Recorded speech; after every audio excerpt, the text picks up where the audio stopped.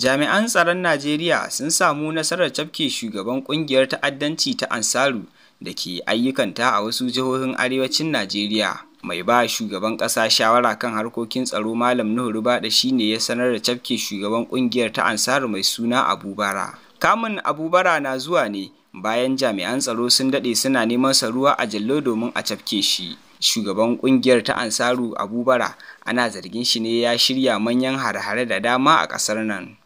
Mai ba shugaban ƙasa shawara kan harkokin tsaro Nuhu Ribadu ne ya bayyana hakan a wani taron manema labarai na musamman da aka gudanar a cibiyar yaƙi da ta'addanci ta ƙasa a Abuja.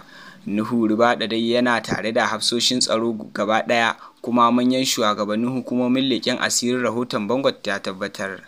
Ya bayyana cewa tun watan Mayu ake bibiyar Abu Bara kafin daga bisani aka kama shi a watan Yuli. Sannan ya ce ina farin cikin sanar da ku cewa mun kammala wani babban aiki mai haɗarin gaske da aka gudanar bisa bayanan leƙen asiri wanda ya kai ga cafke babban shugaban ƙungiyar ta'addancin Jama'atu Ansarul Muslimina wacce aka fi sani da Ansaru reshen Al-Qaida a Najeriya.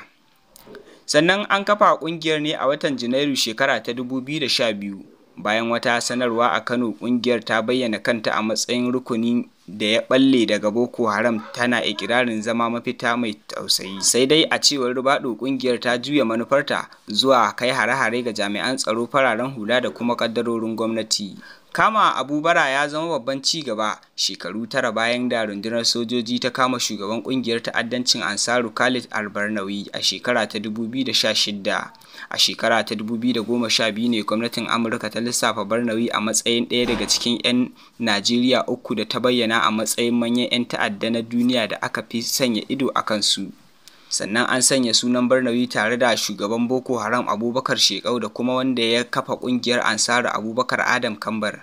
Bayan mutuwar Abubakar Adam Kambar, wani samamen sojoji a maɓuyarsa da ke Kano a watan Maris shekara ta 2011, Al-Barnawi ya ɗauki ragamar jagorancin ƙungiyar ta Ansaru.